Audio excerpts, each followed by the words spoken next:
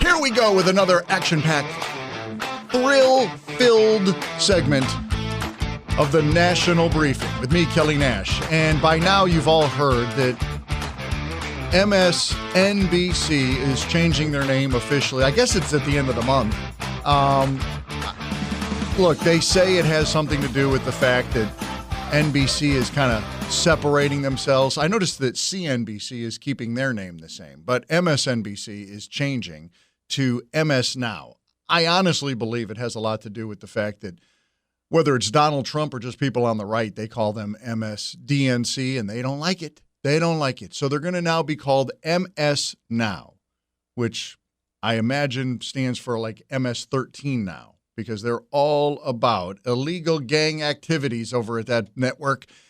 Anyway, yesterday on the soon-to-be MS-13 Now, we had one of the anchors explaining the latest problem facing the Democrat Party. Between the 2020 and 2024 elections, Democrats lost ground to Republicans in all 30 states that actually track voter registration by political party. While Democrats lost about 2.1 million registered voters, Republicans gained 2.4 million. That's a swing of 4.5 million registrations. Yowza. That's a pretty impressive loss for them, an impressive gain for the Republicans. But fear not, those of you on the left, because they brought in an expert to analyze this. This is the what's the guy's name? I forget it now, but he's the former speaker for the speaker, Hakeem Jeffries' spokesperson.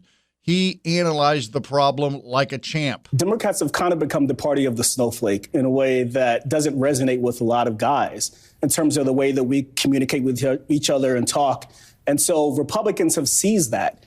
But they're frauds. Republicans have done everything that sort of opposes the working class in America. Democrats just have to talk about these things differently and engage and not take men for granted, which to some capacity has happened. So that's it. It's a messaging problem.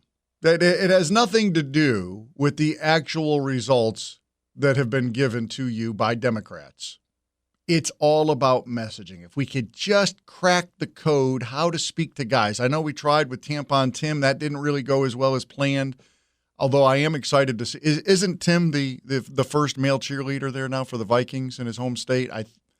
Good to see the coach back on the football field. Anyway, I would say he might actually have stumbled onto something. It is about messaging. And it's because Democrats used to lie. They were really good at lying. This is just your boy, Barack Obama. And this is how he sounded between 2007, 2015-ish. This was the era of Obama sounding very Trumpian. I believe that marriage is the union between a man and a woman. For me as a Christian, it's also a sacred union. God's in the mix. We all agree on the need to better secure the border and to punish employers who choose to hire illegal immigrants. We simply cannot allow people to pour into the United States undetected, undocumented, unchecked. Washington will be tightening its belt just like families are having to tighten their belts, just like businesses are going to have to tighten their belts. We're going to have to put off spending on things we don't need. We're going to have to distinguish between what we really need and what's nice to have. President, I want to go through the federal budget line by line, and we will end programs that aren't working, and we'll make the ones that we do need work better and cost less. Gosh, that sounds so good. And Americans loved it. So what you just heard Barack Obama run on is the Trumpian platform. We're going to secure the border. We're going to make sure. And now the marriage between a man and a woman thing, that's not even, Trump can't even bring that one back. But, start quoting your Christian values. When let's go line by line and find the programs that aren't working. We're going to eliminate federal programs that aren't really working, and the ones that are working, we're going to make sure that they run more. Is the word efficient? Government efficiency. Gosh, that has a wonderful ring to it. Like, what if you invented like a department that did all that? Just kind of looked at the efficiency of government and called it like the Department of Government Efficiency. Man, I bet that would be a seller. People would love that. That's what Barack Obama was bringing you. Now, did he actually give you those results? Absolutely not. I mean, government bloated. It ballooned under Barack Obama. Bill Clinton famously said, do we still have that Bill Clinton quote? Where is it? I'm pretty sure here. This is from 1996. We know big government does not have all the answers. Of course we do. We know there's not a program for every problem.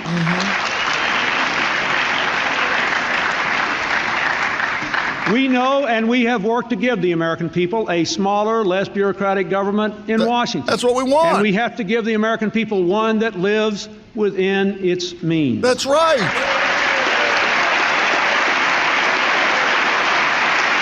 Tell them the big part, Bill. What's the big news?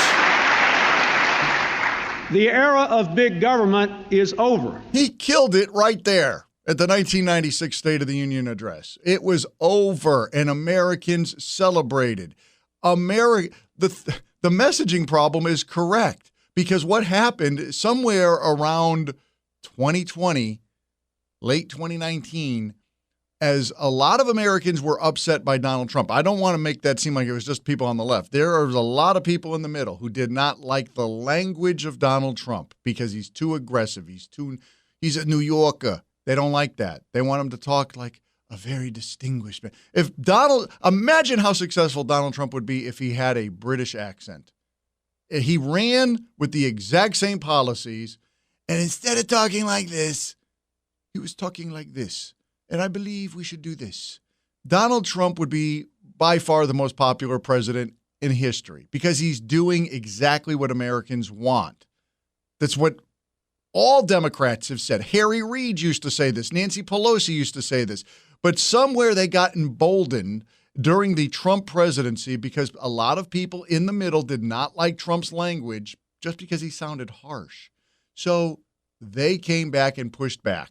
And now they believe that people actually want leftist policies. No, they don't. Americans have never liked leftist policies. They've always liked the idea of the American dream where you can pull yourself up by your bootstraps.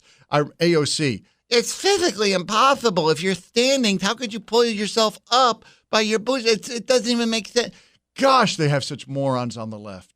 But that's neither here nor there. That's their problem. That's not my problem. It's their problem and not my problem because they're not getting elected. Yes, you're going to get Mamdani probably as a mayor in New York City, and that is sad. But outside of the major cities, which the vast majority of Americans do not live in major cities, we live in the burbs. We live in the flyover country. We are going to continue. Now you've seen it. They've pulled back the veil. You just need to remind people henceforth, this is what Democrats are really for, even when they tell you they're for something different.